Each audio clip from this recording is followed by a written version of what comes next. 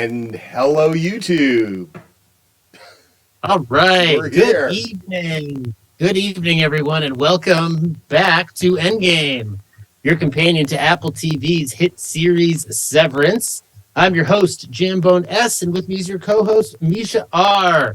Both of us are huge fans of the show, and we're here to help you manage your work-life balance, keep your innie in and your outie out, and always win the waffle party. Misha, say hello and tell everybody what's going on. What is going on? Two faces for radio with voices for print are now on YouTube. Here we are. Welcome to EndGame on YouTube. It's going to be a wild ride. I feel like Helly waking up on the table, going like, "All right, so now what are we doing?" But I think we're gonna get it down. It's going to be cool, like you saw our new introduction and stuff. So it's going to be really, really cool. We're looking forward to it. By the time you see this, we will have done a live stream already. So this will be the first thing that we drop, but we're recording it a little early because I am leaving tomorrow for a lavish weekend in Mexico at a high-end, all-inclusive resort with some friends. I'm in the presidential suite. I even think there's like a band in the lounge a couple nights or something. But I am more excited and happier to be here right now because we haven't done a podcast in 3 months or so. We took the winter off, but we're back and we have so much going on. We're doing this, deep dive into Severance. We're doing The Boys, Gen V, The Boys spinoff, Lucky Hank, the new Odenkirk show.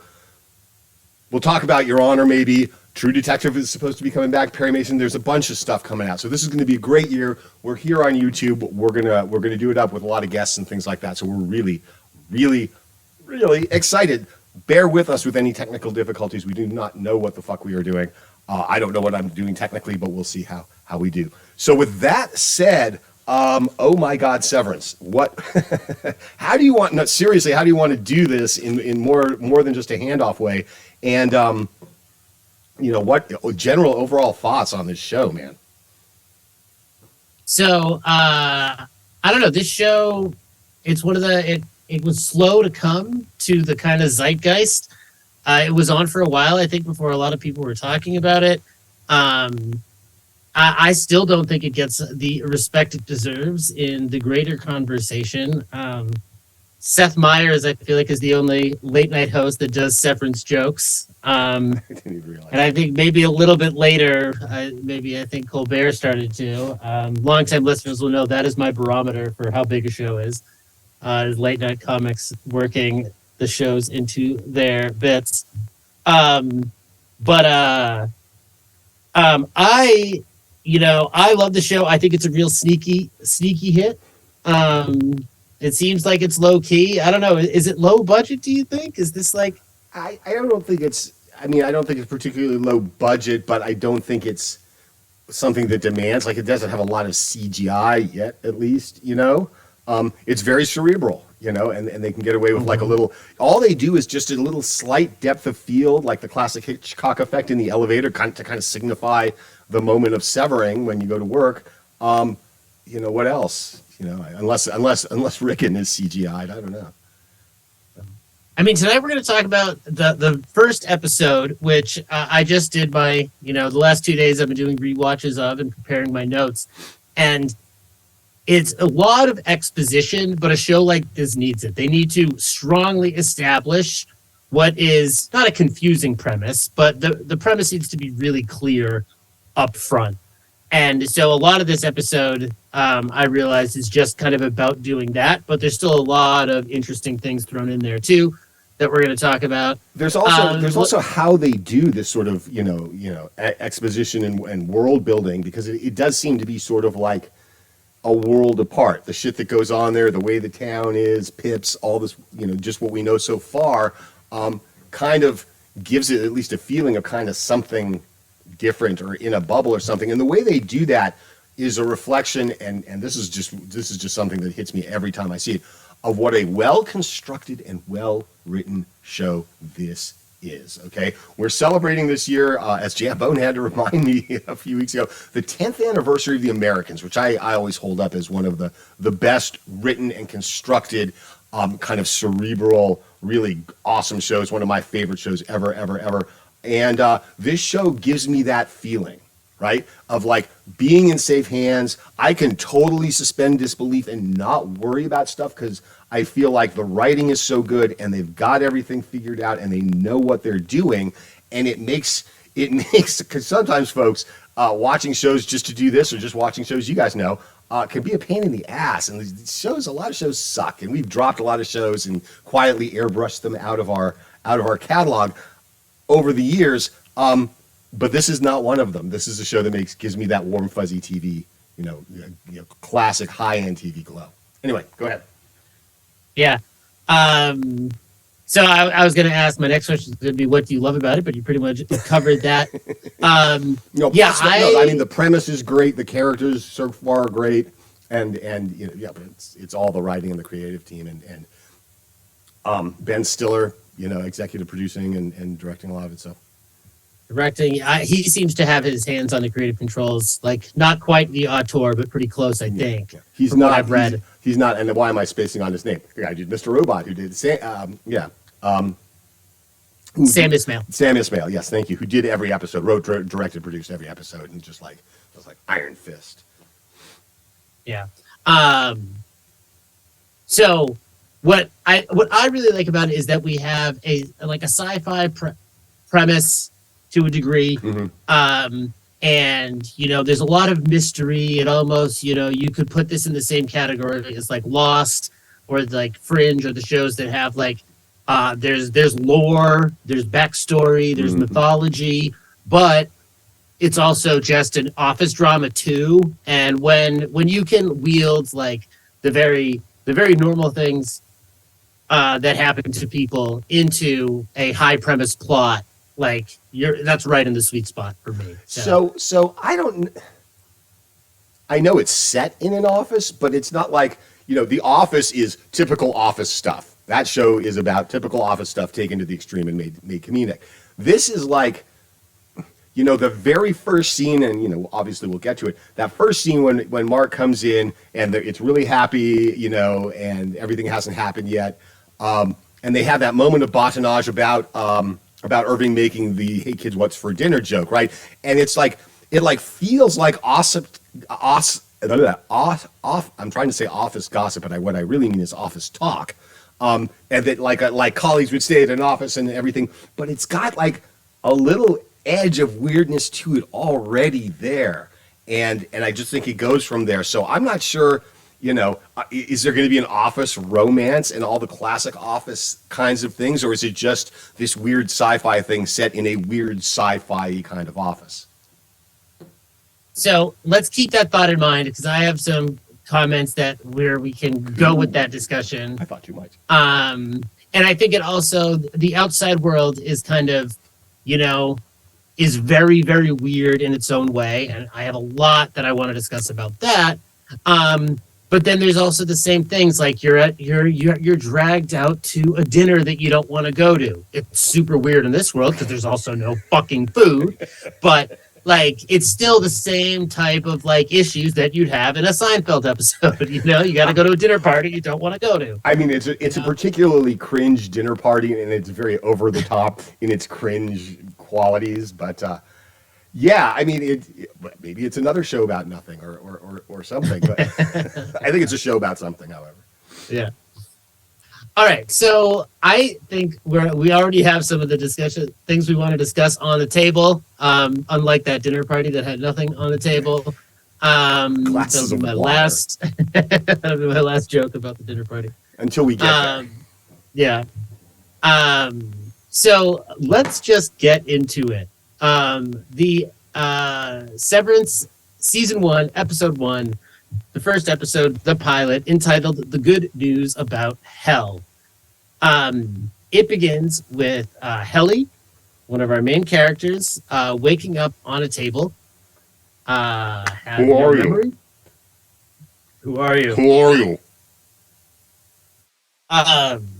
I always think it's interesting when characters in movie or television have to act as if they don't even remember their own name.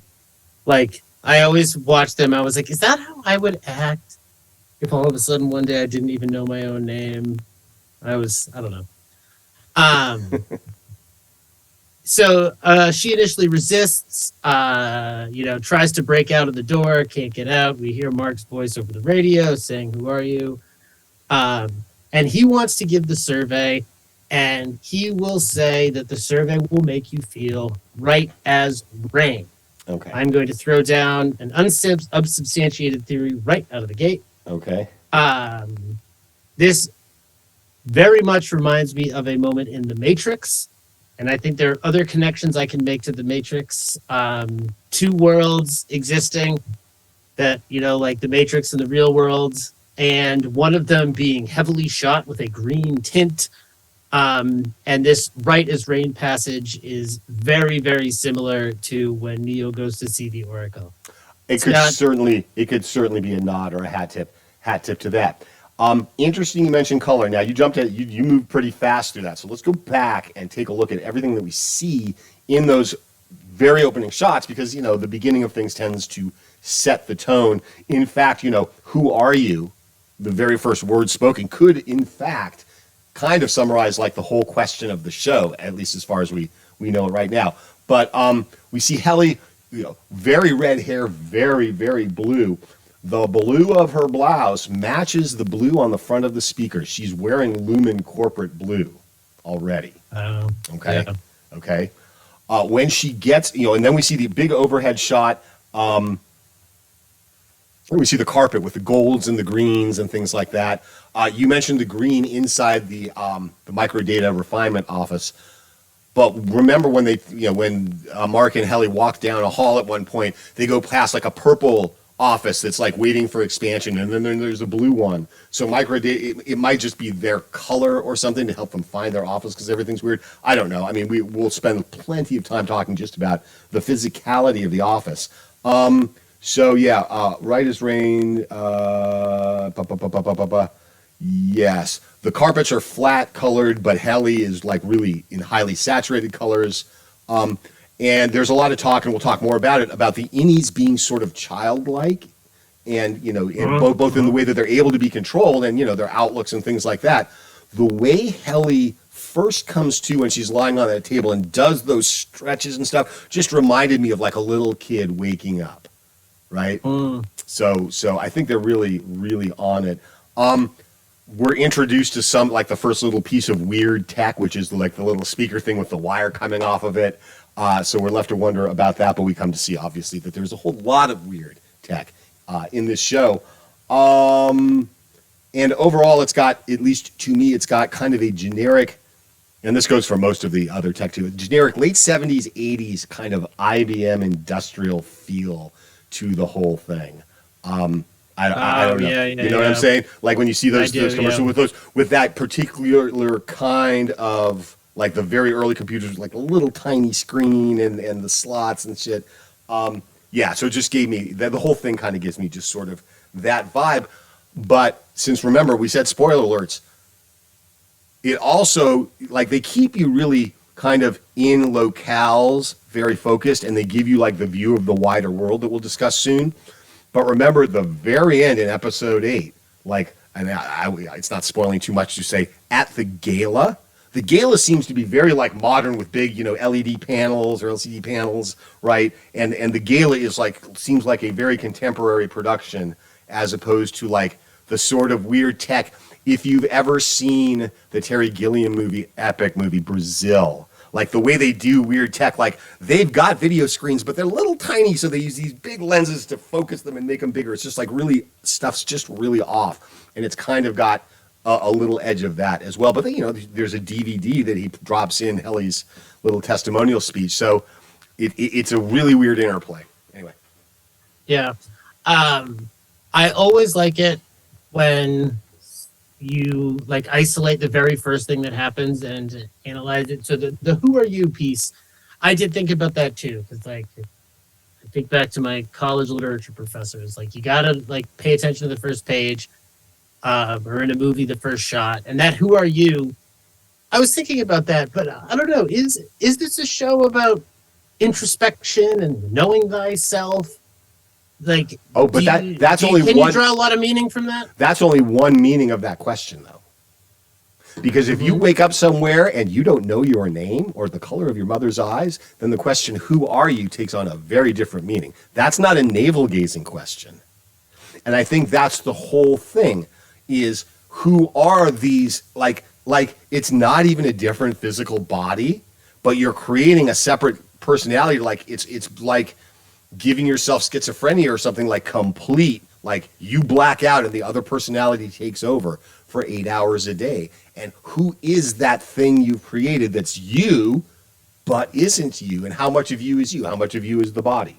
But they also, cool. they have a lot of your knowledge too, because she's not lying on the table. I don't know how to talk, not being able to speak or anything. They have all sorts of knowledge. They don't have, the stuff that makes you uniquely, jambone or something. Yeah. Okay. So that's a good segue to what I wanted to ask you next. So the 5 questions, the only one she gets right is Delaware. So even though a lot of her memory has been wiped, she has maintained general knowledge. Well, that's what the question is about. And my question back at that is, did she get a perfect score because she was able to answer just any state, or is Delaware the specific answer they're looking for? I hadn't thought of that as a good question. It is the first state. Is it the first one that comes to mind? Oh, like maybe they've been programmed and... No, but even if you were programmed, Delaware wouldn't be the first one listed. Just name is the first state. Alphabetically, chronologically, there's actual reason the Delaware. As well as height above sea level and interesting stuff that goes on. Sorry, guys in Delaware, just kidding. But I've driven through Delaware a lot. The best thing about Delaware is the Cape May Ferry that actually gets you out of Delaware. I love that your reference point is I've driven through it a lot. Because that's what you do. This is we're stepping on Mike Myers territory in Wayne's World, like when Delaware first got roasted. Like, hi, it's a classic. Delaware. Yeah. Okay, but back to the questions. She is asked. Okay, listeners, I hope we've made this clear. This is for people that have seen all of season 1. We are going to reference things. We've already referenced the gala. We're going to reference things that happen. I'm actually going to put something at the very, very beginning before anything that says exactly that, because we don't want to fuck with anybody. So if you haven't seen it all, turn back now. Yes, because I'm about to say a spoiler. One of the questions that Helly gets is, what is Mr. Egan's favorite breakfast? Now, Helly, the outie, is Egan's daughter. So she might actually know that. So is that a question all new applicants get? Or did she just get that to make sure that she's not bringing any info? That's a real good question, and I never thought of that. But I will say this. Mark's response, he's like, what's Mr. Egan's favorite breakfast? And she's like, that makes no sense. He's like, right? Like he said, right? Like he's agreeing with her because he knows. So I think that might be just... because it's just so out of left field, but it does carry special weight for her. And I think that's supposed to be more in an ironic sense than like the question was custom tailored to her. We're actually going to be able to revisit this same scene because we're going to see it from another perspective, which I always think is cool when they do that, like because it fills in and your information about what's going on and things like that. Anyway. Yeah, and in this case, it was done well. I was revisiting some Alias the other day, and they were using this device, but then they basically just showed the whole scene again. Like it used a lot of the same shots, and I was really irritated. Yeah. But no, in this case, it's done well. Alias, though, a lot better than you'd think, people. Go check it out. All right, so we see the title, Severance, very quick title. As opposed to the 40-minute credits that come up starting in episode 2. Man, those are some long freaking credits. Anyway, go ahead. I'm going one episode at a time, so that is it. So we flash back to earlier in the day. We see Mark crying in his car. We now, understand kind of what he's going through a little bit. He checks his watch. Have you noticed all the attention paid to the watches? Oh, there's a reason. Enlighten me. There's a significant reason. I believe. Well, I don't know how significant it is, but I see in the watch thing, there's a reason. So first of all, everything he changes to when he goes into work is very generic. Look at the face of the watch. Look at the design on the lanyard card. His Audi's watch is a Soviet paratrooper watch. Okay? I know because I used to smuggle them and sell them. Though some of the shit that we used to bring over back in the day. It's a Soviet paratrooper's watch. His ex, not his ex, well, it's ex, but his dead, air quotes, spoiler, his dead wife was a Russian literature professor. Right. Okay. Plus, before, and this is just like, this scrambles my brain. When he walks into the building and he walks past that bas relief of, I assume to be Keir, right, on the wall. Yeah. That looks, if I'm not wearing my glasses, oh, right. Lenin. That looks just like Lenin, done in a style that I have seen so many freaking times on, walls and museums and shit. There, a big freaking Lenin head on the wall, done just like that. The architecture of that building, while a little modernistic, certainly could be like, 70s Soviet. The furniture would be a little bit rattier, but like the lines in the building and, the big staircases and things like that. But that thing that they walk past and they show it a lot, that is so freaking Soviet. So those are 3 Russian/Soviet data points that drop in the first part of the first episode. So that's my deal with the watches. Okay, cool. And I really like the Lenin thing. The thing I noticed on this rewatch with that, that big giant head outside, that's in the top floor. That's, before you go down to the severed floor. Well, that's sort of in the atrium. Like, everyone's got to walk by Keir and be like, yeah, okay, there's the man. So it's a little culty upstairs, too, right? That's not, normal for a modern company. I would not think so at all. Well, I don't know. I tend to think that not the prosperity wing. It's the other word that starts with P. Anyway, where all the wax figures are and Keir's bedroom is, it's in a couple episodes that they take him to. It's like a museum of the Egans, and I tend to think that if that's just for the innies, there's also something similar upstairs for everyone else, because the whole thing is super culty. All the stuff that we come to learn in subsequent episodes about, like, the handbook and the fact it's kind of like a religion in the backstory of Keir and things we see through the art and through Kobelvig, right? All that stuff kind of points to, even outside of the basement, there being like some weird ass culty shit going down with Keir and Lumen and the whole thing, for sure. So we see Mark take the elevator down. He says, "See you tonight." The elevator man says, "See you tonight," and he says, "Yeah, see you soon." See you soon, right? I was thinking we should make that the sign off for this podcast. See you next time. See you soon. Sooner than we think. We get down there and he walks through the halls. I think this is an important point to mention, that the halls are very confusing. They're meant to confuse. They're meant to be so you can't remember your way around. All you know is how to get to your spot. And that's later why they draw these complex maps, because getting around the floor down there is very difficult. And he gets to his office and we meet his coworkers. And this is where I think we get a little slice of the office, like you mentioned. Dylan is the aggressive type, making threats, very Dwight. Yeah. If you cough on me and get me sick, I won't get sick because of endorphins. Yeah, right. And then, go ahead. Oh, no, I was just going to reiterate what I had said before, was that it's really, great office banter, but there's just something a little weird about it, and it's one of the few times we see it. And I just want to kind of contrast it to the banter between Audi, Mark, and his sister, which I think is like the way they shoot stuff back and forth, and that relationship is really well written. I'm not saying that the badinage in the Office isn't well written. I'm saying it's written to be just a little off, It all just seems like, Yeah. It's almost more authentic when they're talking about what do you think your Audi is, and Dylan's like, oh, wow, I'm sure my Audi like works out because my lats are just fucking feeling it today.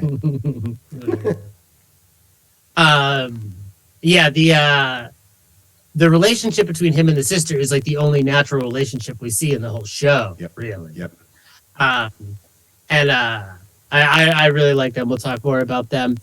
And it could also be that, like, so, office dynamics, we're used to seeing, like, we've gotten used to seeing shows like The Office and Parks and Rec or 30 Rock, where everyone at work acts like their family, when it's never, well, it was like, I had one job where my wife worked there and I worked there and I was best friends with everyone. It was very much that. But at all the other jobs I've worked at, there was this weird barrier where we acted like we all liked each other and were friends, but I didn't tell them about the concerts I went to or about what I did on the weekend. Yeah, exactly. So that I feel like this is the sci-fi way to amp up that awkwardness. That's a really good point. Yeah, definitely. And so, like, Dylan's the aggressive type. Irv is the company man. For sure. Watch out. Oh, Can't yeah. do anything bad about it. Yeah.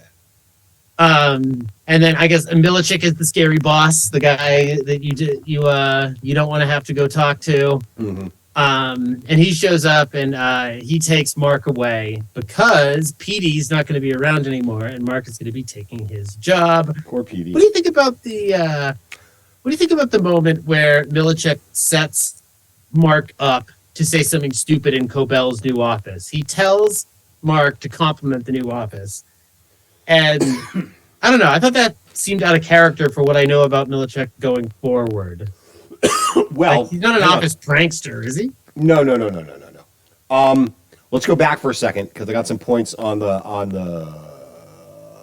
scene back in the microdata before Milicic comes. We get the classic camera in the ceiling shot, which is kind of becoming a sort of a trademark of this show. The green colors with the same stark white walls, the banal discussions. We get a full shot of both the screen and the keyboard. Did you freeze frame on either of those by chance? I glanced at them. I felt like I couldn't get enough information this time. Well, just suffice. Did you get anything good? Oh yeah, I mean it's a clean shot of both. Suffice to say that the keyboard has some very odd keys on it, and it's got a built-in trackball, which is real old school.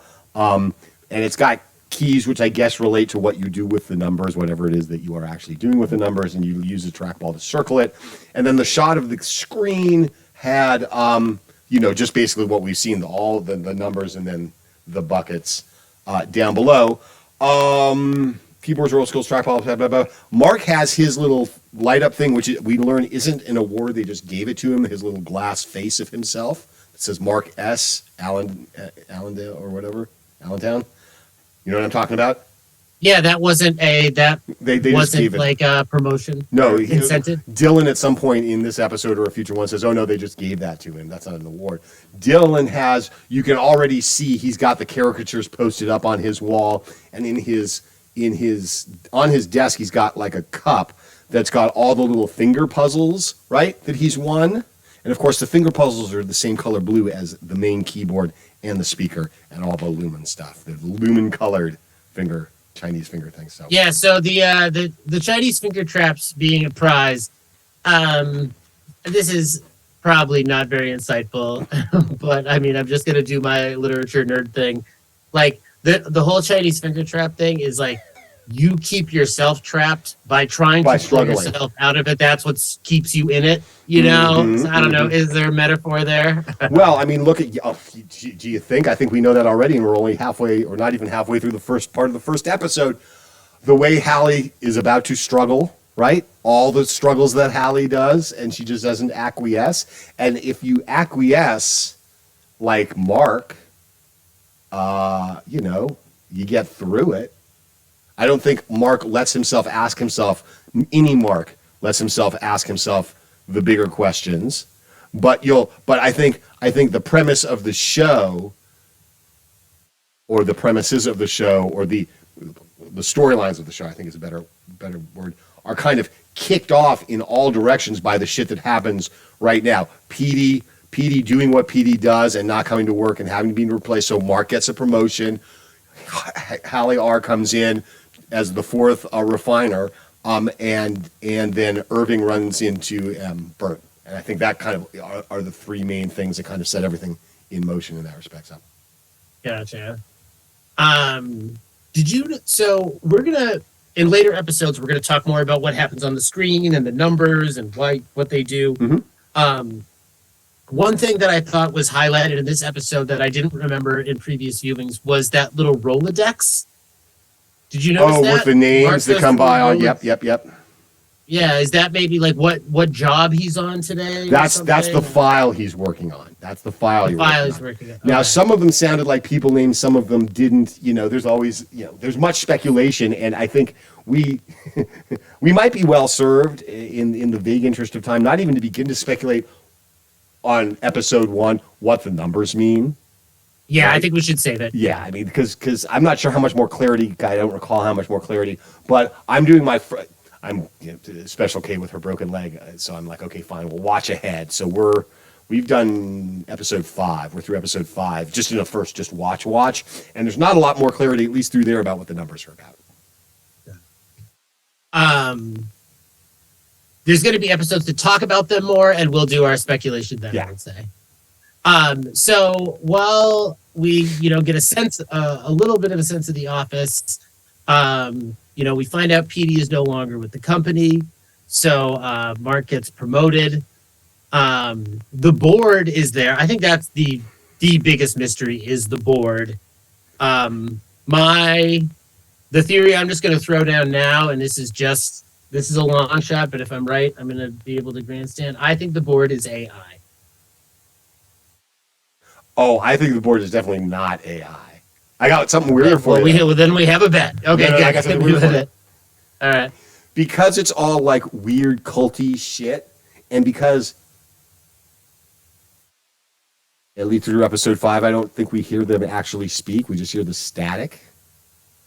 I think that on the other end or something is like a medium or a clairvoyant channeling Keir. Like that's Keir. Like they're doing some sort of paranormal, metaphysical thing. More than AI. Or like a Westworld version, like they somehow kept his brain alive. Well, not even, maybe kept his brain, oh yes, maybe kept his brain alive. But if not that, then just, talking to him in the spirit world. You know what I'm saying? Okay. Something weird ass like that. Yes. And I mean, one way that could go is there's a medium that's, channeling Keir, but they're also, that person's a phony. That's, a lot of ways it could go. Yeah. Or it could be real. So, have you seen the movie The Game with Michael Douglas? Yes. Okay. So, you know how there's like all this crazy shit happening, and at the end we find out it's just like a prank, an elaborate prank. Prank. Spoilers for The Game. Sorry, people. Oops. I don't know. I'm not worried, but I suspect that the answers to the mystery are going to be like low stakes answers. Like what's actually going on is a lot less interesting than the mysteries that are suggested. And like a medium that was pretending they could talk to Keir would be like a good example of that. That's just kind of where I feel this is going for some reason. Well, see, because I think if they would even go in the direction of the medium to begin with, whether or not she was faking it, I think that would be pretty interesting and taking it beyond what you would normally expect from a show like this. I will just answer that concern as best I can at this point by saying what I said at the beginning, which is I trust the writers and the creatives and Stiller and everybody on this show. They're very serious about doing it. I've read interviews with them. They know what the lands are for. They know. It's not like David Lynch where you're going to get some shit that will never be explained. It's not even like Vince where they showed Walter with the machine gun at the start of the last season, but they really, until they wrote it out, they didn't know what the fuck was going to happen. Well, Walt's got a machine gun now. Now what? Right? It's nothing like that. They've got it like, okay. Yeah. Now, and even before you said that, I do agree. I feel like I'm in safe hands. Yes, good. Yes. I really, really. Oh, let me ask you this: do remember the first time you watched the first episode, did you know what the premise of Severance meant? Yeah. I mean, you mean going into it? Didn't. Like, had I heard before the show? Yeah. No, I don't think I had, because I thought it was, what you would think about normally in TV, like getting fired, right? Yeah. I thought it was just like a show. Yeah, exactly. And I'm like, why is everyone into this? Okay, let's give it a shot, though, because people whose opinions I trust are saying good things about it. So, and then you find out. But I did not go in knowing it, no. So there's this moment in the beginning that I just think is absolutely perfect either way you read it. Because I can remember the first time I watched it, Mark goes into Cobell's new office, Right. and she says, "Oh, you look hungover." And he makes this face that works perfectly in a real life scenario if your boss said, "Oh, you look hungover." But in he's like, "Well, that's not fucking my fault. I didn't go get drunk. That's my Audi's fault." But the face he makes works perfectly in either interpretation. And I think it's just such a perfect moment. And that's where I'm talking about, where they're able to splice like the real life and the sci-fi. Oh, yeah. Because it's not that thick a line. It's a very fine line. Yeah. So we now see them preparing the flowchart interview that they're going to do for the new employee. And then we see the interview from Mark's perspective, and we see, Helly gets angry. What I thought was interesting is Milichik acts like this is a big deal. Do not all new employees act like this? Do not all newborn baby innies freak out? Well, he certainly makes the point that he himself did. I would tend to think that you get more now.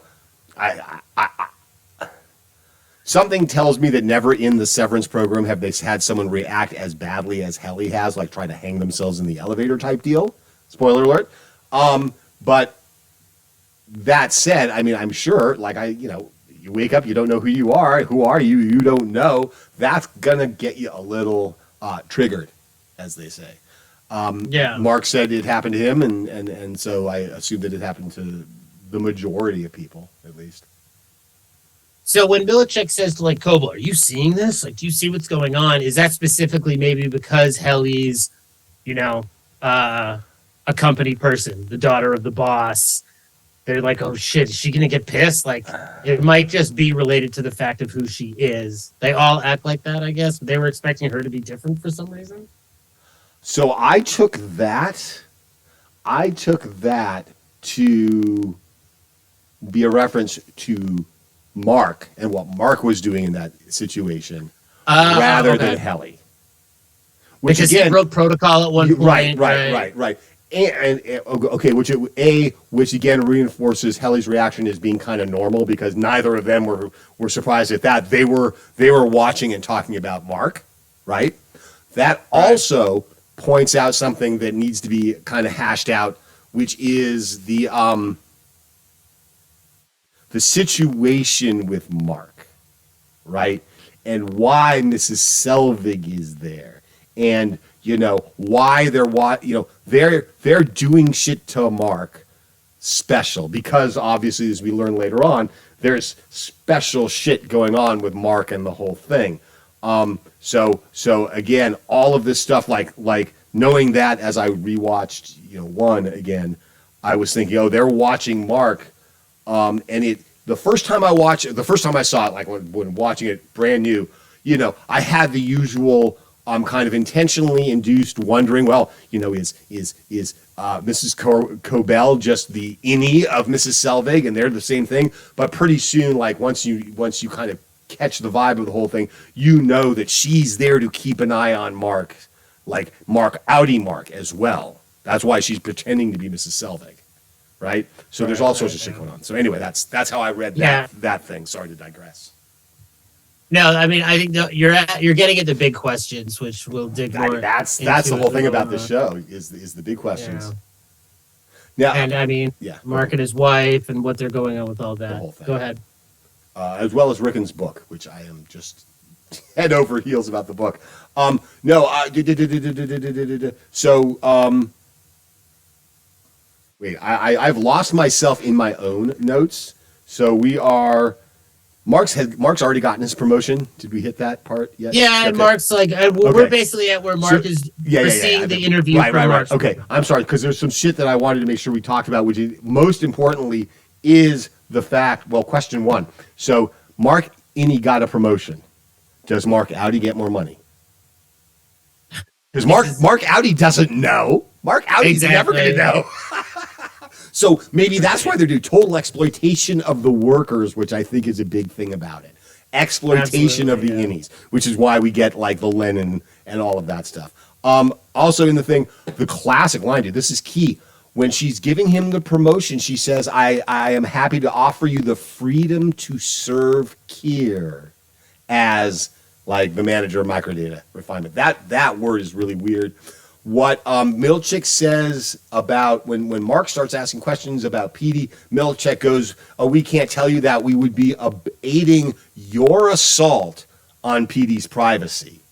Right? He turns it and puts it on Mark like you would a little kid. It's more little kid talk is a lot of it. Yeah. And then when we see the plum-colored offices, and then the video of Audi Haley says no, makes it clear that it's irreversible. Then Innie Haley says to Mark, "Oh, I have no choice," and Mark says, "You make a choice to come back whenever you find yourself here, but who is making that choice?" Innie is not making that choice, and that's demonstrated at the stairwell. Right. See what I'm saying? Yeah. The Innie's not coming back. The Innie just finds itself back. Right? So who's making, like, this goes back to the "who are you?" the first line of the show. Who's making the choice to come back every morning? It's obviously the Audi, because the Audi's not Innie, right? So that's again that whole thing. Okay, so those purple desks, they're planning an expansion. I think that's going to be really important. I think the expansion is season 2 purple desks. Yeah, I think they're, it's also like, they're about to invade or whatever. They're gonna go to phase 2 of the operation, whatever that is. Or the war against Irving. The whole thing with the painting with the two departments killing each other later on. So I think this is now just the time, now that we've talked about, Helly runs out and then her Audi goes back in.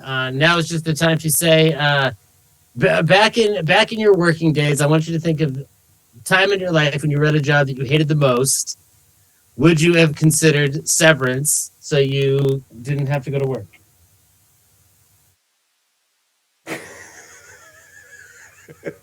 Well, I considered it. And I kind of conducted my own chemically induced severance on many a day. I barely remember being at work. Yeah, I'm like, bad day at work? Couldn't tell you. But I mean, it's a pretty severe thing. And now here's the other thing that I thought. There's going to be like metal detector type things that you could have that will trigger your chip. So that's the other real thing, is like, even if you're out there and you have the severance thing, and it's just for work, you'll never know if they start fucking with you and turning on your Innie at any time to do whatever they want, and then turning you off. You just won't know, as long as they put you right back where you were, right? Yeah. Unless you lost time or something. Yeah, they'd be real careful. But there's all sorts of ways this can abuse. Because at first I was like, I don't really get what the big picture is with the severance thing. Is like, how are they going to roll that out to be something big and super evil, like the way the sort of regular, original season 1 good Westworld plot was going to. We're getting all this information about world leaders and people's DNA and all this other stuff that we could collect, as well as things we can blackmail them on. That made a lot of sense, but the anything didn't, until I started thinking it through, and then like, oh yeah, if I'm just sitting out there and I have it for work, they can zap me, and all of a sudden, I don't know I've been zapped as long as everything's back, but you would lose like a day. But still, fuck you. What are you gonna do? All right, can we take a quick pause? I will be right back. Yes, hold on. Wait Okay, so Go. Sorry. we good? Yeah. Yep. So, this episode also, and I mean, out of the series itself, like talks a lot about hell, and I mean, there's obviously the really simple explanation there that you go downstairs to this job and being at work is hell. The character's name is Helly. This episode, though, talks about hell in a specific way. The title of the episode is "The Good News About Hell." Is that, it's made by people, but the shit people can imagine can be pretty bad. Of course, and as Jean-Paul Sartre said, hell is other people, right? Yes. One of my favorite Truer lines. words were never spoken. I have it on a t-shirt. My wife doesn't like it when I wear it out in public. That was going to be my next tattoo. On your forehead, though. Backwards, Right. so I can read it in a mirror. Yeah. Commit. So the other line that kind of goes in this idea that hell is man-made is, the boss says a department like yours can go good or bad. It's the people that make the difference. And I mean, this very much is like Hell is Other People. That play is not called Hell is Other People. That's the famous line. Yeah. The play is called the Exit or the Room or something. But anyway, the premise of that play is No four exit, people. right? No exit, thank you. Four people trapped together, and it's their personalities that drive them in, that drive each other insane. Which Sounds is like really what happens. macro data refinement right there. Yeah. Yeah. So okay. So also, do you get weird vibes from I call her Kobelvig, that both versions of her towards Mark, like a weird sexual thing, like the way she's standing in front of her desk when she's talking to him. Yeah, that's reprimandy, teachery kind of behavior, but it's also sort of like a little suggestive, and the way that Selvig deals with Audi Mark is like a much more physical and much more even perhaps a bit suggestive as well. I don't know. It's just something that I've noticed watching every time. I'm like, yeah, that's a little weird. So I'm wondering. Okay, so I'm just the perv. I noticed those things. Okay, good. I didn't pick up on them in a sexual way, though. I related them to a personal experience I had. Oh God, my face is on now. So now people. All right, whatever. I'm not going to stop being honest now. So welcome to YouTube, man. Right? Yeah. Did you see me laugh? Like I had to look at my image. Oh, Jesus Christ. So I had this boss whose like managerial style was being like all up in my grill. Like I would get to work and he would, there was like little like tiny, not cotton balls, but when like little tiny pieces of lint are on your tie or something, he would pick them off as we were talking. Yeah. Oh, dude, and that's fucked up kind of like super control shit. But it was worse than that. He would call me, like I would go home for the day. And in the industry I was in, this is an absolute no-no to like call someone on off hours. And he would like call me on after hours. I'd be like at home having a drink on the porch and he would call and just like ask me about my day and like want to deconstruct it. And just was like very much all about control. And it wasn't just enough to like have control over me at work. Like, it was like, that's what I felt like. I would go home and then Selvig is living right next door to me. So I made the connection there. I mean, maybe that was sexual. But Mark doesn't know. He deals with that same person for 8 hours a day. That's the thing. Yeah. No. Neither Mark knows the other. So.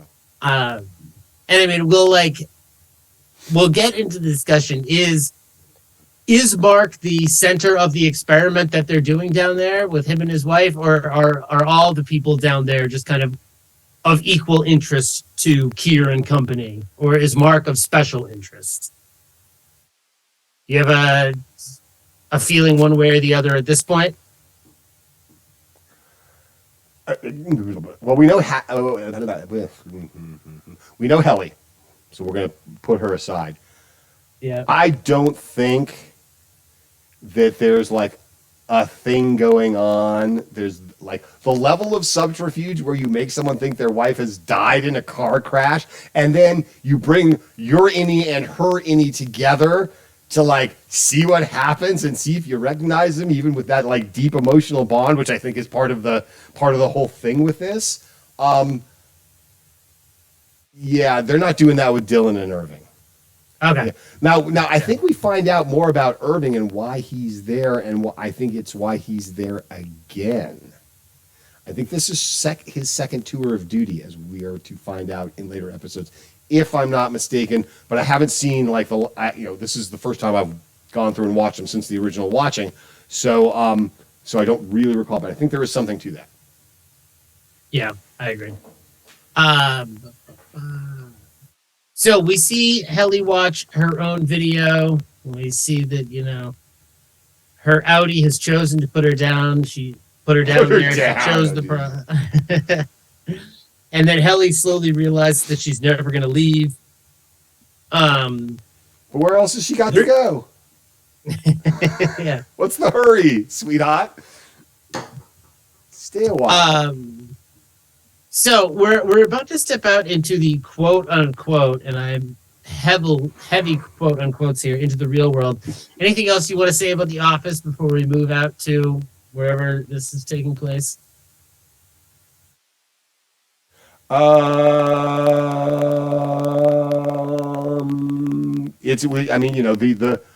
world building and the control of the narrative, especially the visual narrative, is good because we have when Mark leaves at the end of the day, he almost hits Helly. Helly's carrying the flowers. That's Audi Helly. And I knew then, she's like, oh, those are the congratulatory end of first day flowers. And later on, we see her actually getting those, I believe. The thing with the note on the car explaining to Audi Mark why he's got a Band-Aid on his forehead. More world building with the whole Pips thing, right? And then there's like the Pips discussion with his sister. And then we go and we see Pips later on, and we see what the VIP section is, that they gave him, the pass to the VIP section. It's a bunch of chairs with a sign in front of it that says VIP section. And that's fucking all it is, right? So it's that kind of thing. Hey, the flowers Helly was carrying, I thought that was to imply that she had just finished her last day as a normal employee and was taking her desk home from her normal office at the spot. No. Milchick, later on, Milchick is at the top of the elevator when she comes up at the end of the first day, holding the flowers and says, "Congratulations, one day done. How do you feel?" kind of thing, right? Oh, okay. Yeah. Maybe that's in the second episode. Might be in the second episode. On a few episodes. All right, so let's head out into the real world, which I feel like is almost as weird as the severed world. Well, let's make a note of Mark's inner and outer world for a moment as being bleak, lonely, and desolate. He's drinking. And then there's this ongoing thing about the trash versus the recycling days. That Selvig is doing, I think, just to fuck with him or check in with him or keep him, whatever. As a way to make him call. Yeah. Or something. Yeah, something like that. So I tried to look up where this was filmed, and there's lots of different locations, and it wasn't super obvious. I think the exterior shots are very, Oh, I mean, it could be any his place, any condo development anywhere. Okay. See, I thought more. It was almost like it looks like they're in a ski lodge town. Like those aren't even condos; those are like ski lodges. Do you get that vibe at all? I mean, they're.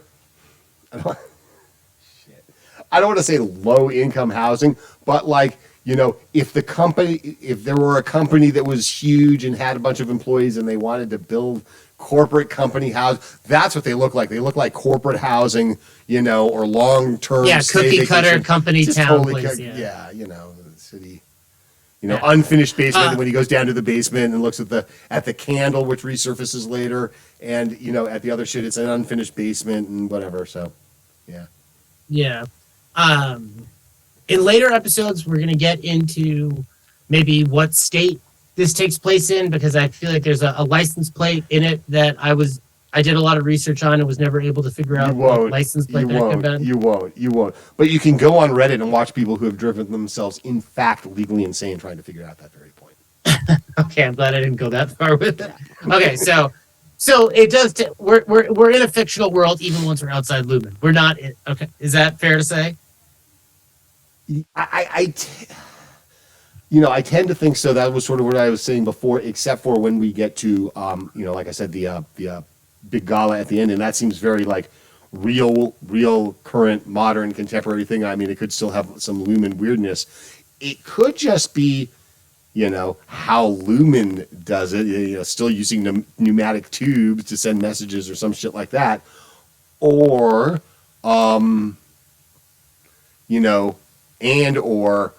it exerts some sort of reality distortion field in the area around it. So there's like this little bubble of weirdness in what is otherwise. But it's a different state. So I'm tending to think it's like, whatever, a different timeline in the metaverse, folks. Yeah.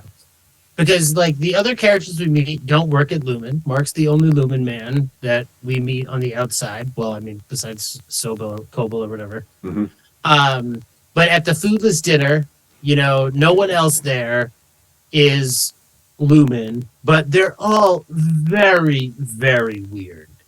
Like Rickon, the brother-in-law, is considered this like bold intellectual, even though he's a fucking idiot. Well, by whom? By whom is he considered that? That's the question. By the other idiots at the table. That's the point. Yeah. Yes. But I think, but I mean, Mark's sister married him, right. So I feel like that normalizes him a little bit, or it weirdifies her, Mm-hmm. Yeah. So, but it does normalize him. But it's also a big head scratching question mark because she seems like real down to earth and real grounded and real normal and like feels bad for her brother in the situation, is trying to help, and she's having a kid with Rickon now. I mean, and he makes the bed sheets and shit, and the thing with the 3 beds. So, I think the weirdness, if I had to take a wild guess, I would say most, if not all, of the dinner guests were invited by Rickon. Like, doesn't he say was this idea? Was this Rickon's idea 300% or 400%? Right? He even says that to her. So that's not really the mystery. And I think that says it all. That's just more insight into Rickon's world. She seems like she's the long-suffering wife in a lot of this stuff, and yet it's not like there's a kid in the picture now. It wasn't like she married him first and then reproduced, so it wasn't like shotgun wedding or anything. So. The black guy at the dinner, I'm pretty sure he's the one in the series season finale that's like, I found the kid. I'm the one that found the kid. Everybody look at me. I found the kid. I'm pretty sure that's the same character. We'll keep an eye on that. Yeah.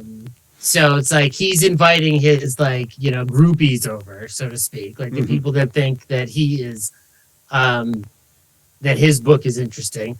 But I mean, Milacek reads the book too, and the book is a bestseller. I think, at least we're told it is. It's all very weird. It is all very, very weird. All the shit in the book is classic. The guy wrote, I think, like 60 pages. The guy who wrote the thing, he wrote a bunch of stuff from Rickon's book, just to get into that headspace.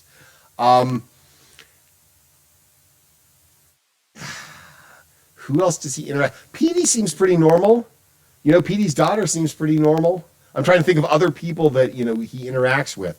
I think that was just, the insular, circle jerk of that kind of pseudo-intellectual. And so pseudo, in the way that they go into the World War I conversation, he's like, well, no one would have called it that because there hadn't been a World War II yet. The most obvious thing. And they're like, oh yeah, and you could see Rickon be a little deflated because he got real pompous about, oh, of course it wouldn't have been right for them to do that, right? But then he gets real fat. So I think it's just a real hard body slam on that kind of pseudo thing. Yeah, so if if they're making fun of something, what specifically are they making fun of? Like self-help, like they're making fun of like, they're making fun of self-help. They're making fun of people who take themselves so seriously that the thing is the dinnerless dinner. Because we're going to drink so deep in the knowledge of each other and stuff, and what was the weird ass line Rickon says? People really, you were well received, or there was some like weird turn of phrase that Rickon used to Mark about how the guests at the dinner felt towards him when he's in the little car bed, which I had one of. So, later in the season, there's the birthing villages, and back when I was just watching it, I was like, I looked it up, and birthing villages are a real thing. So I actually looked up, is foodless dinners like a real thing? Is this a trend that it was taking place? And I looked that up, and the only links I got were Severance. Yeah. So, like, even if birthing villages are a real thing, foodless dinners are not. Okay. And even though I don't usually do this, I did read the first article that came up. And the point that the article made was that, in the show, the foodless dinner is to, instead of everyone focusing on their food and their wine, we really dig in and we really talk. And the person writing the article made the point that kind of the opposite happens, that they don't really dig in. They kind of all just like agree with each other. Everyone's like, right, yes, I back Mark. I do this. I mean, there's a little bit of conflict in it when he's like, what were you going to say? Not trapped, but enslaved? Is that the word that was unsaid? Make the black guy say that word. Yeah, that was the whole thing. Is that what it was? Oh, fuck yeah. Oh, absolutely. Yeah. Mark's very defensive, as we see when he interacts with the protesters as well on his wonderfully successful date. Oh Lord, I wish I had dates that went that well. And then there's this line, well, I guess we know where you stand on the congressional goings on. Right. So severance is being debated in state or federal. It's a thing. It's a big enough of a thing and a contentious enough of an issue, I think, is the takeaway from that, that's just a nice little drop. They don't have to make a big deal about it, but they just kind of deliver it with that one little line there. Yeah. So what do you think about Mark's motivations to be severed? It never squares for me. I've thought about it a lot. Like, I can see if I was dealing with the death of my wife and I was just so miserable that I wouldn't be able to stand work, that I would get severed. But that's not really how he phrases it. He phrases it like he wants 8 hours a day where he doesn't have to think about it. He doesn't get to enjoy those 8 hours. Right. He doesn't. It's not like you're just sitting there in a sensory deprivation tank and just like, oh, thank God, relief for 8 hours. Okay, 8 hours are over. I got to go back to start thinking about my dead wife again. It's not like that. It's like I'm thinking about my dead wife.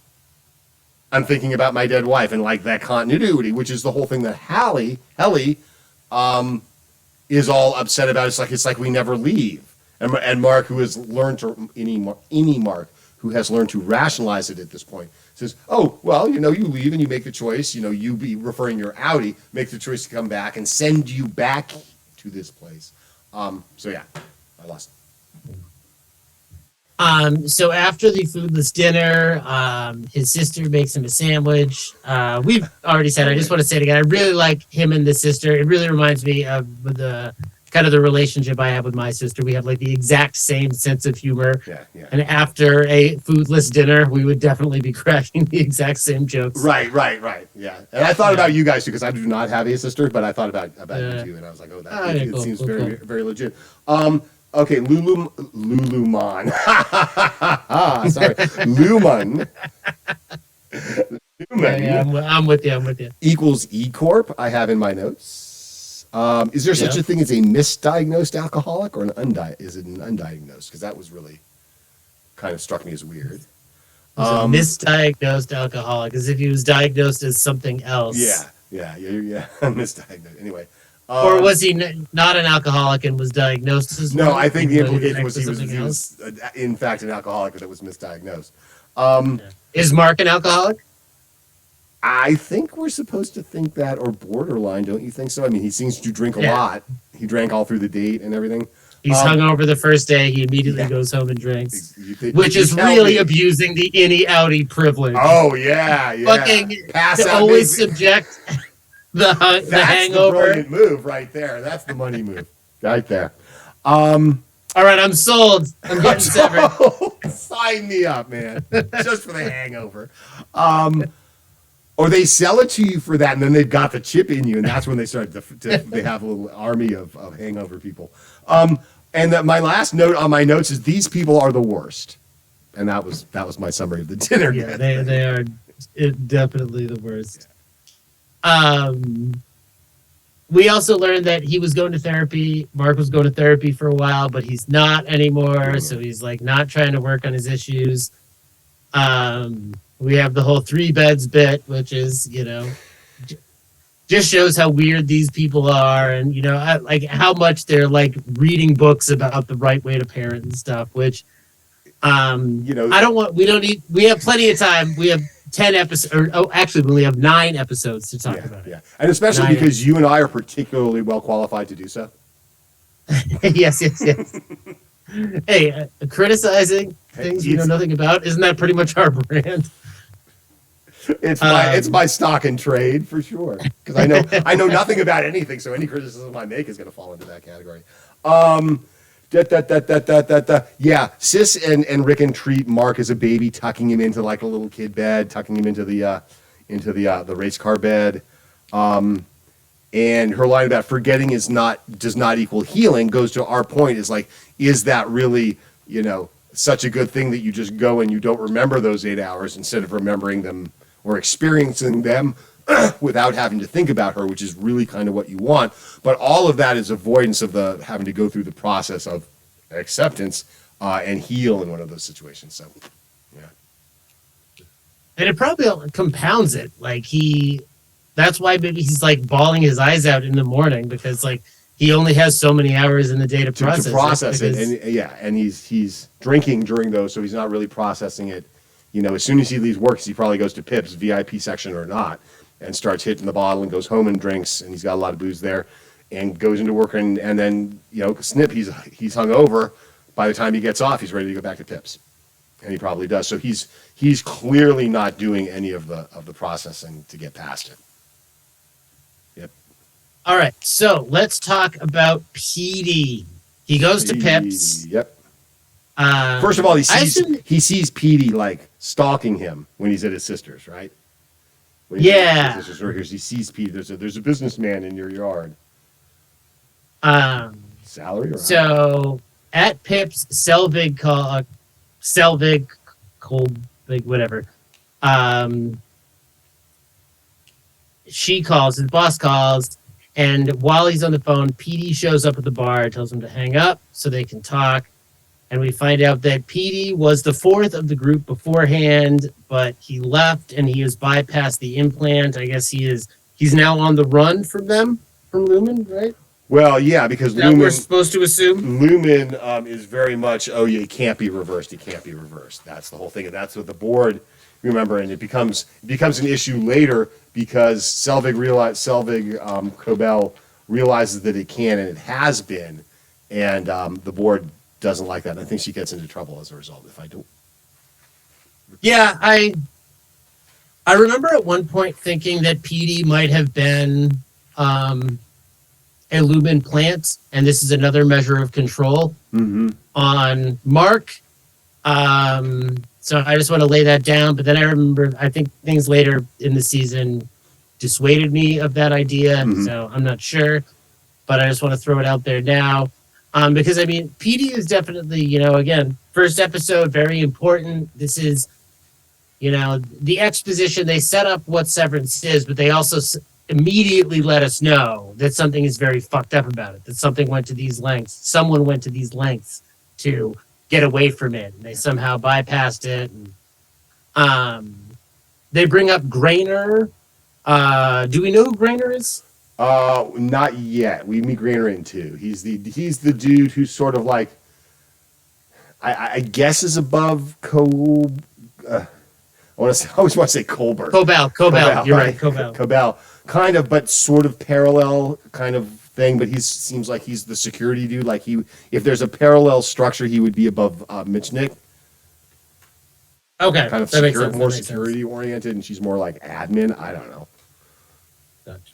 Ask my innie. They work at Lumen. Yeah. That'd be a good shirt. Ask my innie.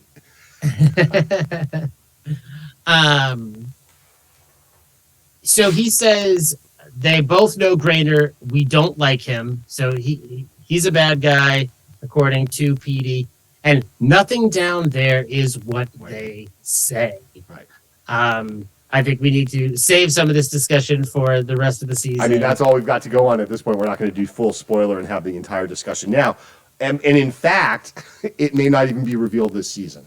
So that's also true. But there will definitely be a lot of speculation from EndGame Podcast as we go through. That's for sure. Oh, no doubt. And that's it, right? No, we had the Selvig reveal. Yeah, so we find out at the end, he says, if you want to know more, go to the name on the back of the card, that'll happen in the second episode. Mm-hmm. And you'll get the beginning of a very long answer. And then we go back to Mark's house. We find out Selvig is actually his boss from work, Cobell, played by Patricia Arquette from True Romance, one of my favorite movies of all time. She's great in this role, too. Yeah, it's really, really great in this. And, my question, why is she fucking with the trash can arrangement? We kind of discussed that. She tells him to get a good night's sleep. See, that's like the thing. Like, that's what reminded me of my boss. Like, she's his neighbor, and she's being like, you need to go get 8 hours so I can milk you for all that you're worth tomorrow, Yeah, tired of you coming in hungover, right? Yeah, exactly. Even though you don't know you work for me. So in this first episode, I think, and again, this is why I feel it's a great group of writers with a great idea that's fully formed and fully fleshed out from the beginning. They can take us on a lot of detours, but I think it's not going to be like a lot of shows where they don't know how they're going to bring it back or where they're ultimately going to quite yet. They figure it out as they go. I think they have a really good vision about that, and it shows in the strength of the writing and their willingness to do it at a nice steady pace, which in itself creates a lot of mystery and tension and engagement with the audience or by the audience. And now, at the end of the first episode, we've got the Petey mystery dropped. We realize all of a sudden, wait a second, it's the same woman as he's working with, right? And now she's calling herself, or she's known as Mrs. Selvig. What the fuck is up with that? And then all the bigger what the fuck is up with everything down to, why did she marry Rickon? So there's a lot going on stepping out of the first episode that they've set up. And what I'll also say is I took my notes on this first episode and I was like, oh, it's a lot of exposition, just setting up what Severance is, explaining what it is, establishing the world. But we still had a ton to talk about, and we did a good job. We didn't jump to everything. We saved a lot of it. No. But there is so much to talk about. So I cannot wait. So we should go on your Mexican vacation and then get back here. Absolutely. So we can get down to business. Absolutely. So join us, you guys. Next time, we're going to do these, I watched this like probably 4 or 5 times doing notes. And then right before we recorded this, I watched it with my notes one more time to make sure I hadn't missed anything. So we're going to go like super, super deep. We took a bio break in the middle of this. It's fine. We're on YouTube. Long form content is what we're after and going in depth. So here is the thing that you need to do, because I forgot to say it at the beginning. Click the like, click the subscribe, follow the channel. I like and subscribe. I like it. Been waiting my whole life. Hit the bell, get notifications. Am I doing this right? What the fuck? You're nailing it. You're nailing it. Do all of that stuff and stay engaged. This is the kind of show. I mean, we'll do some live streams just on Severance once we know that there's some people watching the videos, because we want to know what you guys think, and it's that kind of show. And it's that kind of show in like a really beautifully organic way. Like, I think of shows that are like puzzle boxes, deliberate ones, like White Lotus poses like a stupid ass mystery every season, but it's so contrived and shit. And you just, it's like, okay, someone's going to die and it's not going to be who you think, and it's going to be this. But this show, man, it's just phenomenal. So we want to know what you guys are thinking.